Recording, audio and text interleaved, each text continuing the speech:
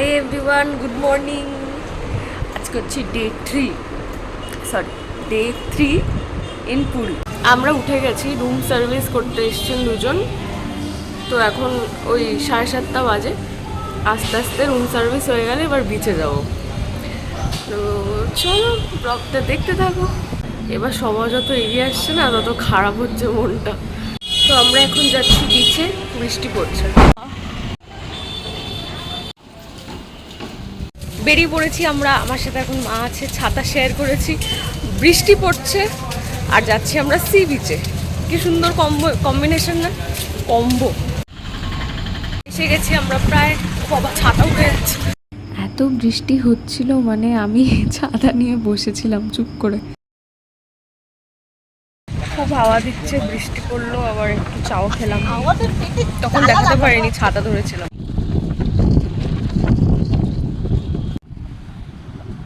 Finally বৃষ্টিটা একটু থামায় আমরা চলে এলাম সি বিচে। ওই যে মা, ওই যে আঙ্কেল, এই যে আমি চুলটা বেঁধে নিয়েছি আমি, লিটারেলি যেভাবে হাওয়া দিচ্ছে, কি দরকার খুলে রাখার।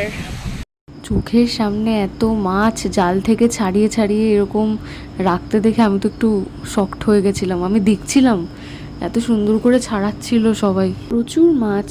আর তার সাথে এই কাকটা অনেকক্ষণ ধরে ডিস্টার্ব করছিল, ও এসে মাছ নিয়ে চলে যাচ্ছিল। এই ব্লগটা 4th জুলাই, মানে উল্টো রথের আগের দিনের ব্লগ। সেদিন প্রচণ্ড মেঘলা ছিল, প্রচণ্ড বৃষ্টি হয়েছিল, আর মহাসমুদ্র একটা আলাদাই সৌন্দর্য ছিল।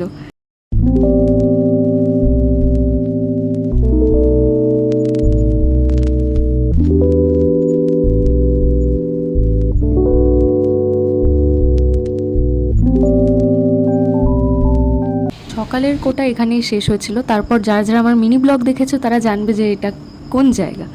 তো আমি এসেছিলাম বাঙালি বাজার। বাঙালি বাজারে মাছ, প্রচুর মাছ। আর এই আমটা দেখে তো আমি অবাক হয়ে গেছিলাম, কারণ কলকাতাতে এরকম আম আমি দেখিনি। তো বাজারে এসে এইসব দেখছিলাম। আর আমি কাকু কাকির সাথে এসেছিলাম, বাবা মা হোটেলে চলে গেছিলো। তারপর আমি একাই ফিরে গেছিলাম, খুব বৃষ্টি হয়েছিল। তো আমি চলে এসেছি এখন লিফটে, হোটেলে চলে এসেছি। ওখান থেকে আর ব্লগ করতে পারিনি কারণ প্রচন্ড বৃষ্টি হচ্ছে। আমার চশমা দেখো, বুঝতে পেরে যাবে। তো এখন আমি যাচ্ছি ওপরে। এখন স্নান করতে যাচ্ছে বিচে। আমি স্নান করব না, আমি বসে বসে এনজয় করব। আমরা এখন রাস্তা এক্সপ্লোর করছি, রাস্তা এদিক ওদিক করে করে সি বিচ যাচ্ছি।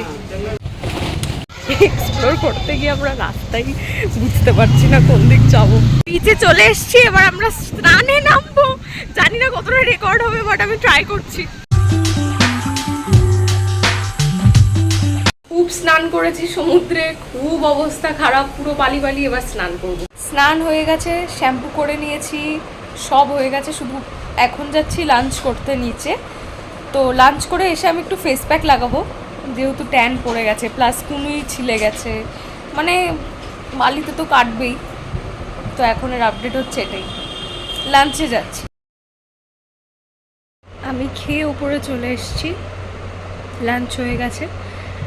আস্তে আস্তে তো সময় এগিয়ে আসছে। কালকে উল্টো রথ, মানে দেখতে দেখতে উল্টো রথ চলে এলো।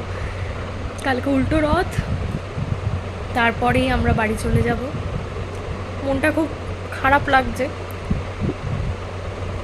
এখন আমি একটু ফেস প্যাক, স্কিন কেয়ার যাবো। স্কিন কেয়ারে যেতেই হবে আমাকে, কারণ স্কিন কেয়ার না করলে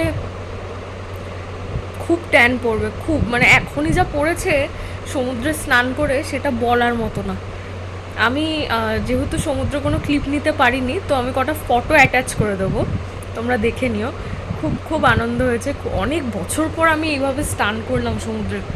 তো খুব নস্টালজিয়া, এত ভালো একটা ট্রিপ যাচ্ছে না, মানে সত্যি কথা, খুব খুব ভালো সময় কাটালাম। এবং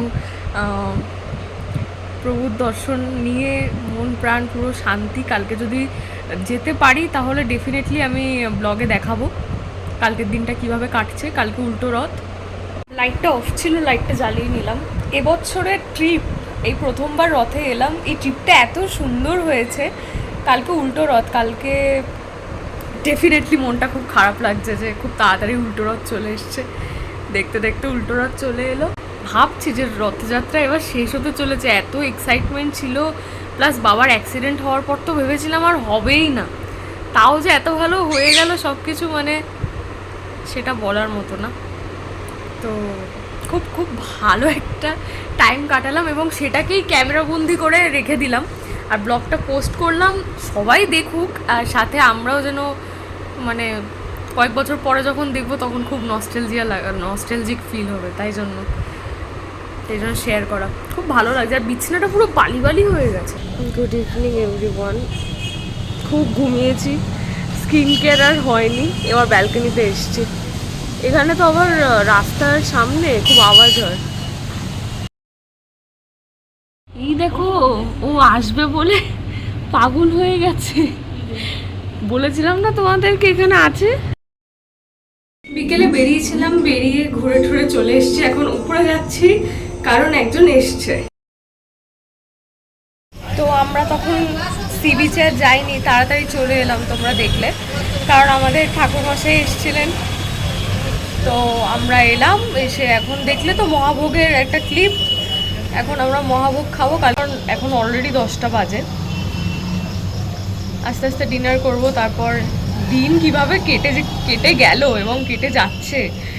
কালকেই উল্টো রথ, পরশু দিনই আমরা আবার চলে যাবো, খুব কষ্ট হচ্ছে। আবার ডিনার করে নিয়েছিলাম, বাই।